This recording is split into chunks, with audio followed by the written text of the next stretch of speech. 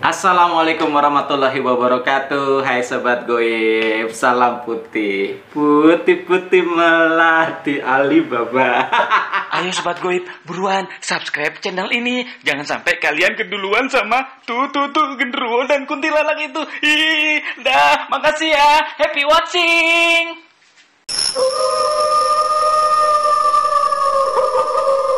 Apa kabar semua sobat goib? Semoga dalam kondisi sehat dan terhindar dari COVID-19. Wih, bahasa Inggris saya jago kan? Oke sobat goib, semalam saya ada kabar, ada yang lagi trending nih di Twitter sama di IG tentang masalah cinta ditolak, dukun bertindak, Ngeri ya, tapi masih ada loh. Memang masih ada sampai zaman sekarang. Ya, pada kenyataannya, karena aktivitas saya sehari-hari insya Allah dan alhamdulillah mengobati orang yang kena santet, kena pelet, ya seperti itu ya. Korban-korban itu ya. Tapi kalau untuk mengirim, no, say no to santet, just ngobatin. Catat sobat gue, oke? Nah, di situ diceritakan katanya ada seseorang yang curiga ada di kuburan ibunya seseorang ya. Yang tiba-tiba gundukannya tuh seperti naik ya, seperti tambah naik, terus ada lalat di sekitar situ.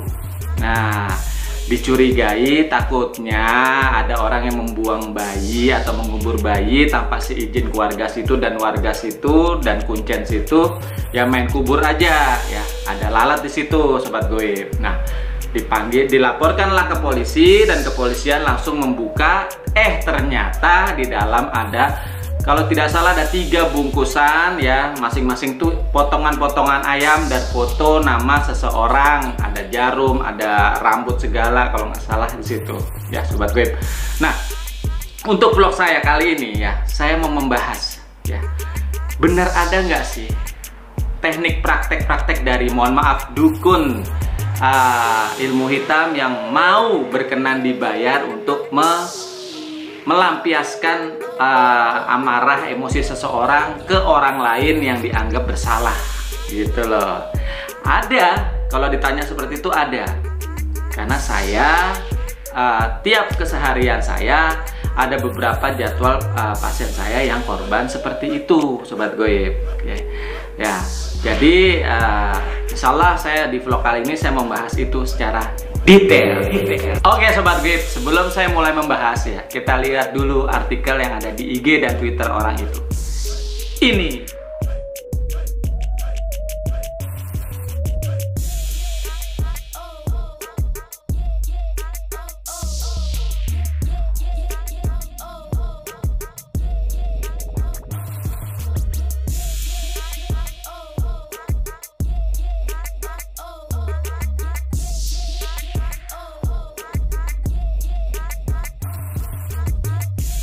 nah sobat goib, di dalam bungkusan ayam itu ya, per bungkusan itu ada tulisan nama ya, nama seseorang ya, inisialnya YFA ini nih.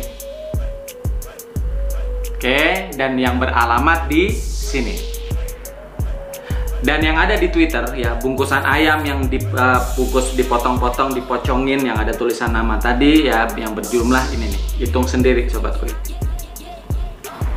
Oke sobat goib, saya akan mulai melihat ya, dari nama yang ada di artikel itu ya, saya akan lihat kenapa sampai ada nama di dalam pocongan itu ya. Saya akan lihat dulu sebentar sobat goib.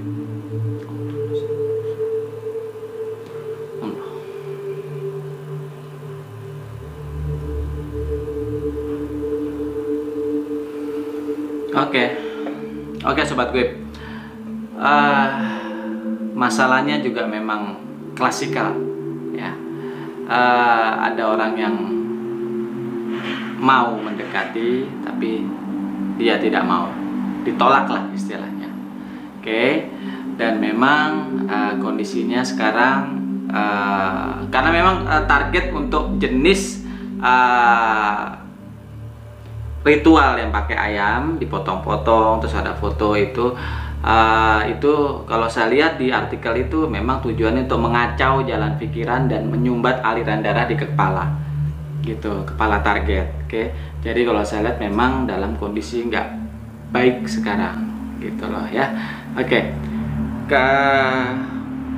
mohon dimaklumi Sobat Goib, karena sudah di budaya Indonesia dari dulu zaman nenek moyang kita, ya, sudah tercipta suatu budaya kalau orang sakit hati, ya kalau tidak terlampiaskan dikirim seperti itu. Bukan tidak ada Sobat Goib. Banyak orang-orang sekarang bilang, nggak ada seperti itu. Jangan salah Sobat Goib. Justru kembali lagi zamannya seperti itu. Saya pribadi ya, dalam 1 bulan ya, itu ada aja orang yang meminta berkirim seperti itu. Tapi naudzubillah min dzalik ya Allah. Ya, jangan sampai saya mau terima terima seperti itu. Kalau mau mengobati, ayo silahkan datang. Bikin janji dulu tapi, oke? Karena gini Sobat Goib, sekarang kan ada undang-undang ITE ya. Kalau kita mengancam orang, sakit hati sama orang lewat WA kah, itu bisa di screenshot kan, lewat telepon kah, itu bisa jadi bukti. Kita bisa ajukan ke pelaporan ke kepolisian. Makanya orang zaman sekarang ya, kalau sakit hati kembali lagi mencari orang yang bisa berkemampuan mengirimkan sesuatu emosi amarah, apapun itu bentuknya, mau bikin sakit kah, mau bikin bangkrut kah, mau bikin rugi kah, mau bikin nggak laku, nggak dapet jodoh kah, itu bisa. Lewat melalui perantara orang yang mau dibayar untuk jasa seperti itu, dukun santet tanda kutip ya. Oke, nah untuk kasus ini seperti itu. Memang kalau saya lihat sakit hati ya. Sudah berujung untuk menyakiti akhirnya. Kalau medianya seperti ini sudah parah Sobat Goib, termasuknya sudah parah ya. Tapi kalau bisa ya, kalau ada masalah diselesaikan baik-baik. Dan orang yang, saran saya ya Sobat Goib, orang yang merasa dirinya banyak, kalau mama perempuan banyak orang yang suka, laki-laki yang suka ya, itu ya ditolak baik-baik, jangan langsung disuruh enggak dengan kata-kata kasar, jangan.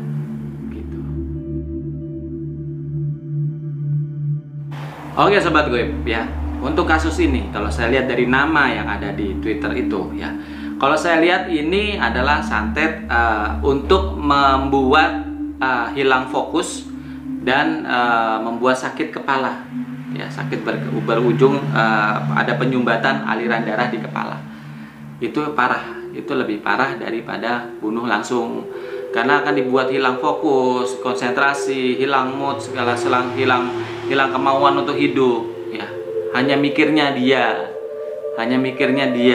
gitu loh. Itu yang bikin akan saya bilang ini menyiksa ya, amat menyiksa orang yang ada di nama ini gitu.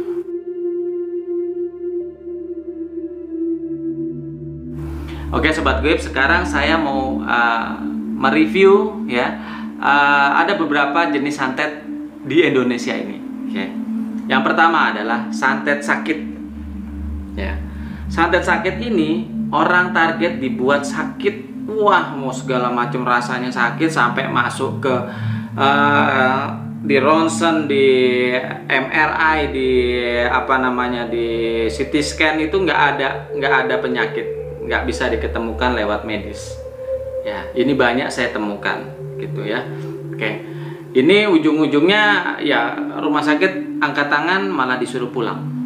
Saya ada beberapa korban santet yang saya bawa dari rumah sakit keluar. Saya sarankan kalau memang dokter sudah angkat tangan, insya Allah saya bantu lewat izin Allah. Oke, yang kedua santet mati ya. Santet mati pun ada tahapannya. Insya Allah kalau masih bisa keburu waktunya, insya Allah masih bisa dibuka, dihilangkan itu. Santet mati ya, targetnya di titik-titik vital aliran darah, disumbat seperti di otak ke belakang, di jantung, sama di aliran nafas biasanya itu. Oke, tapi insya Allah kalau masih keburu, belum hari waktunya ya, perjanjian antara dukun santetnya itu dengan orang yang mau mengirim santet ke target ya, insya Allah masih bisa masih bisa ditangani insya Allah.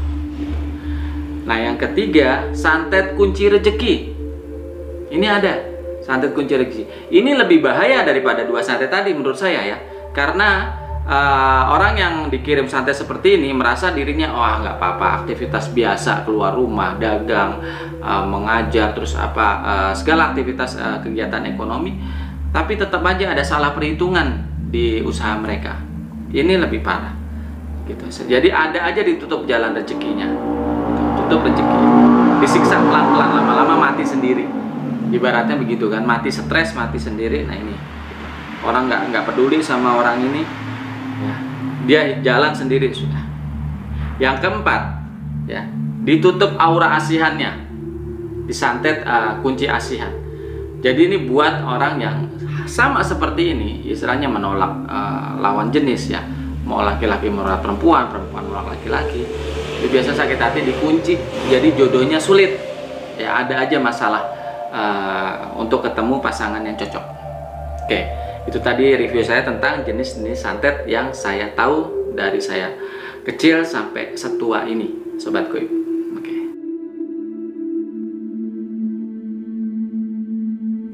Oke, Sobat Goib. Adapun media untuk berkirim santet, ya. Di kasus ini ada di sini artikel. Salah satu contohnya, ya, media. Beberapa contoh alat-alat yang dikirim ini.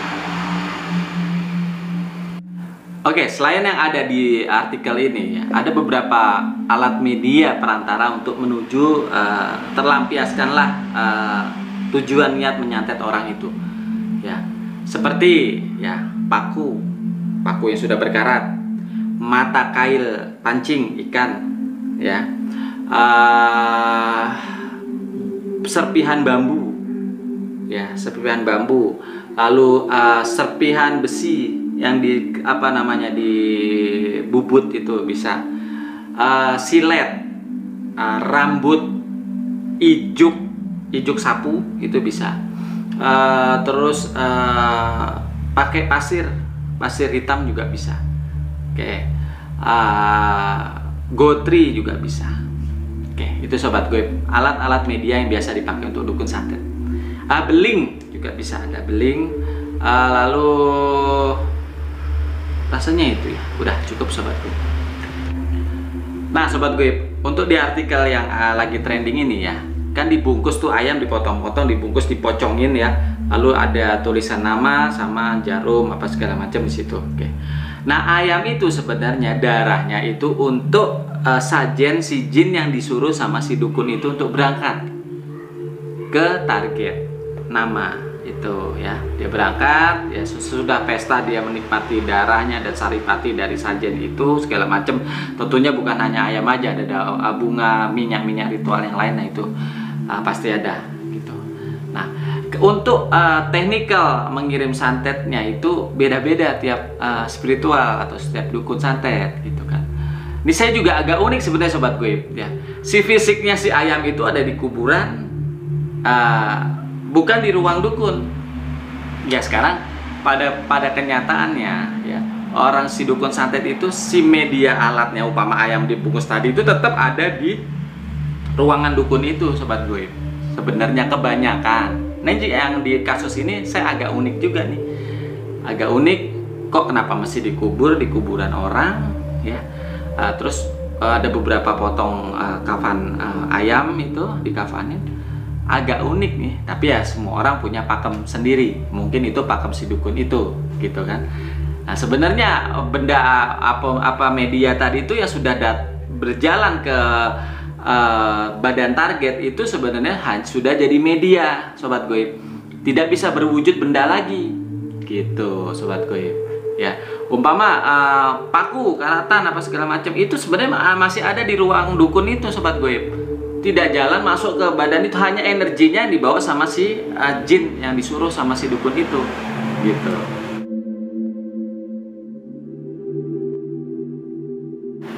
Nah Sobat Goib, nah kalau ada yang bertanya nih, ada yang sempat bertanya, Pak Haji, jin yang disuruh santet ya, kirim santet itu yang kayak apa sih? Oke, saya jawab. Yang jelas jin yang bukan jin muslim, ya, jin dari golongan turunan ifrit itu Sobat Goib. Jadi yang mau dibayar, ya, diperintah, dikasih sajen, suruh pesta, berangkat. Nah sebenarnya jin itu pelongo-pelongo Sobat Goib. Karena sejatinya makanya derajatnya di bawah manusia. Karena jin itu hanya 30% dikasih otaknya sama Allah. Ya manusia sempurna dikasih 100%. Mau belajar dan peruntukan apa aja manusia bisa kalau serius sobat gue.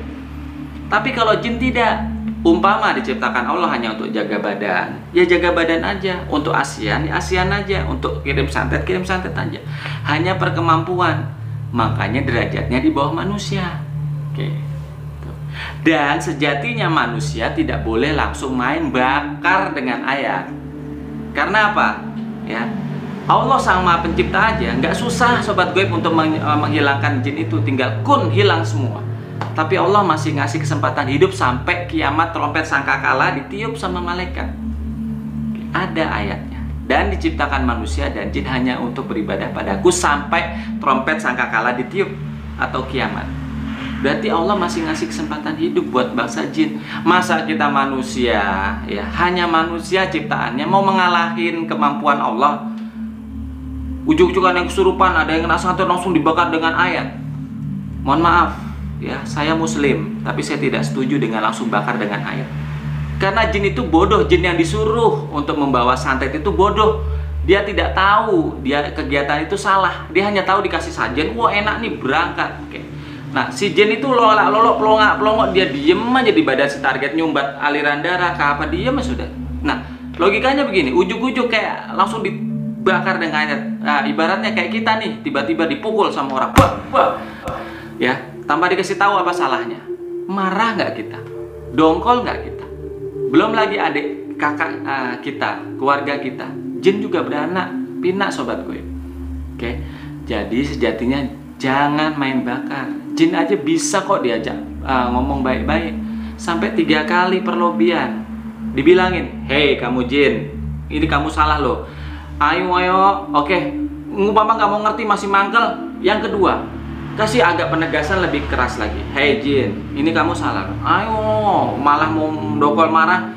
Nah baru tahapan ketiga kita berhak manusia sebagai khalifah pemimpin menegaskan dengan setegas-tegasnya. Dengan cara terakhir itu adalah membakar. Terakhir ya sobat gue. Karena pernah sejarahnya Rasulullah Muhammad pernah diganggu sholat ketika sholat sebagai imam. Beliau diganggu sampai dongkol. Ya begitu selesai sholat beliau mengikat tuh jin di lapangan untuk dipertontonkan ke umat. Tapi apa? Sepersekian detik dia Kanjeng Rasulullah ingat Nabi Sulaiman begitu bijak memimpin alam ini dan alam jin.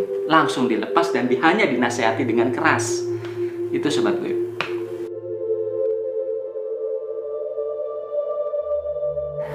Oke sobat gue, ada juga yang nanya nih, Pak Haji, sajen itu apa aja sih? Yang jin-jin yang dikirim santet itu suka. Oke, saya jawab ya. Jin santet dan pakem ilmu dukun santet ilmu hitam itu beda-beda tiap orang ya. Jadi nggak sama ya. Ya garis besarnya aja ya, seperti bunga-bunga, darah ayam hitam, ayam cemani atau ayam putih, terus kambing coklat, coklat semuanya, kambing hitam ya, kambing putih.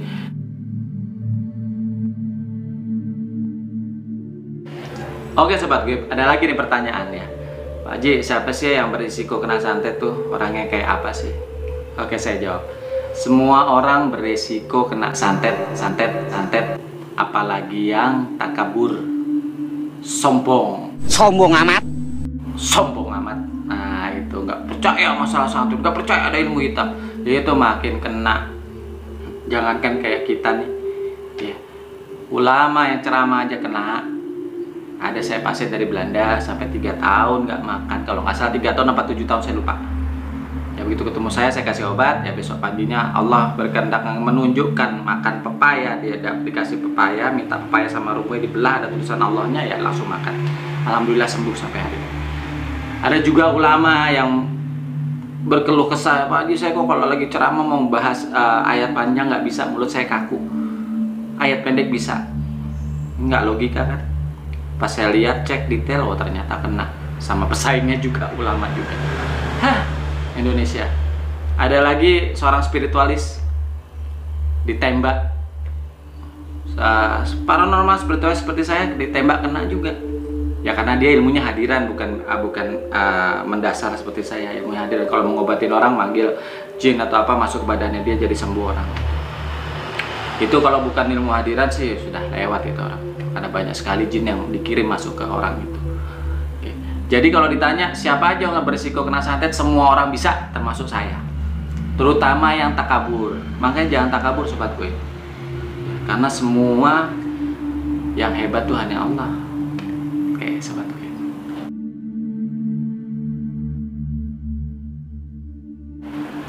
Oke, sobat gue, ada lagi pertanyaan nih. Pertanyaan bagus. Ya menurut saya pertanyaan bagus. Pak Haji, gimana sih caranya menghindari santet? Ya yang pertama itu jangan takabur. Ya jangan arogansi sama orang, jangan takabur. Ya rendah aja kalau sama manusia. Oke. Yang kedua, jangan tidur dimulai azan asar, terdengar selesai azan asar sampai batas azan maghrib. Kenapa? Karena itu pintu goib pertama. Pintu goib pertama adalah habis selesai azan asar sampai batas azan maghrib.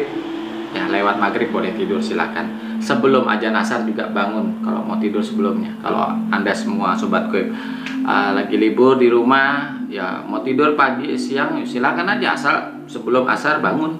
Jam 2 nih, jam 2 siang sudah bangun. Ya, yang kedua jam alam goib adalah jam 11 malam sampai jam 1 dini hari. Ya, itu pintu goib lagi. Orang kalau dikirim santet.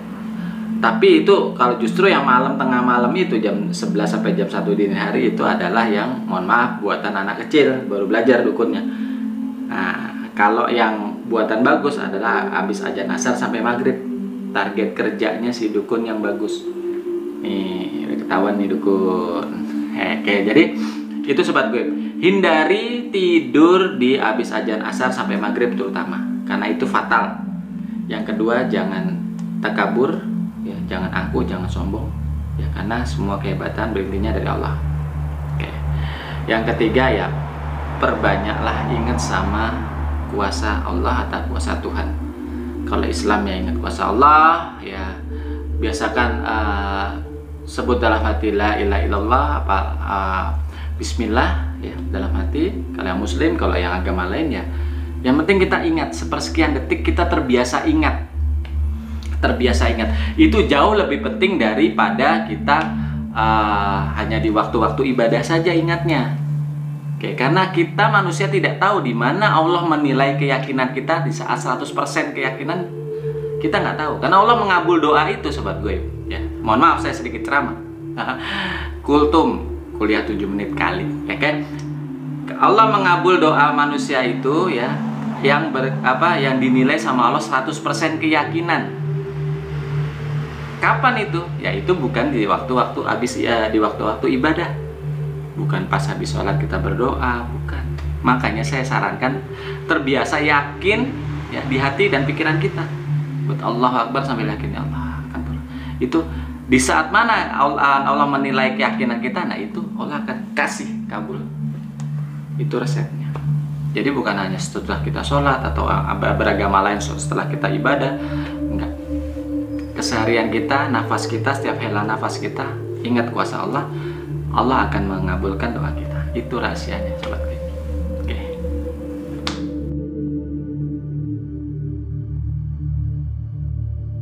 Oke, selanjutnya sobat gue, ini ada pertanyaan. Haji, gimana sih cara ngobatinnya santet? Ngobatin santet.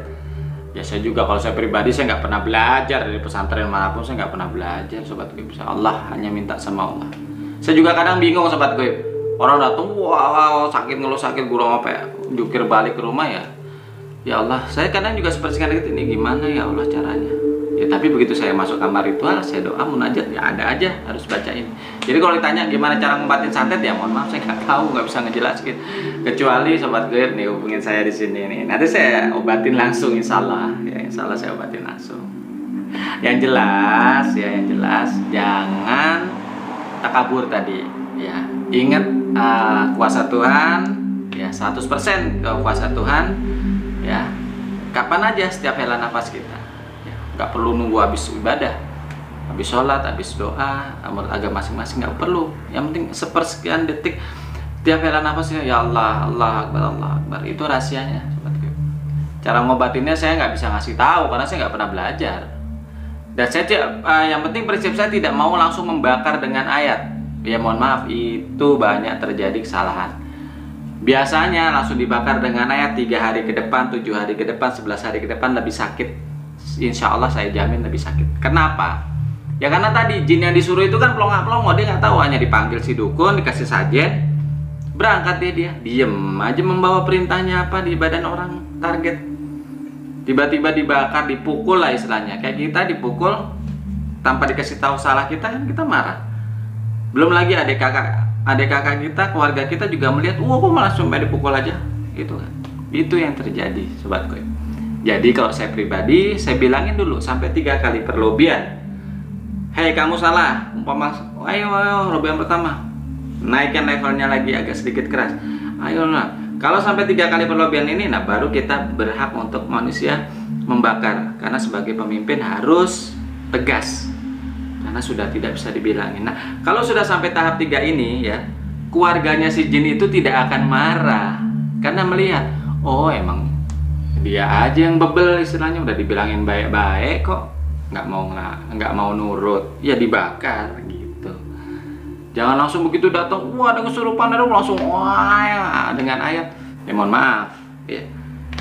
Cara sebenarnya adalah dibilangin baik-baik. Karena Allah Sang Maha Pencipta menciptakan jin itu dengan kasih sayang juga. Dan dikasih waktu sampai kiamat. Trompet sangkakala kiamat ditiup sama malaikat, habis semua. Oke. Itu aja Sobat Goib.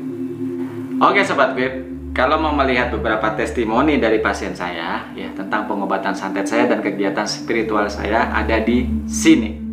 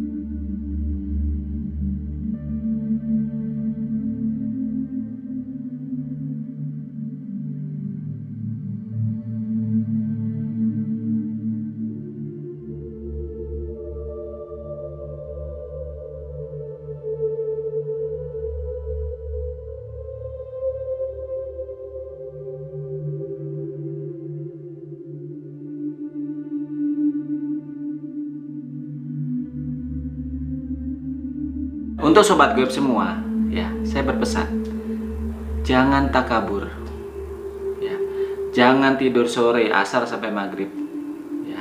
Intinya kita selalu ingat kuasa Allah, ingat kasih sayang Allah, setiap hela nafas kita, bukan hanya setelah kita sholat atau kita ibadah untuk agama-agama lain. Oke, itu aja Sobat Goib, ya. Sampai di sini vlog kita hari ini, ya. Assalamualaikum warahmatullahi wabarakatuh. Salam putih, putih melati Alibaba.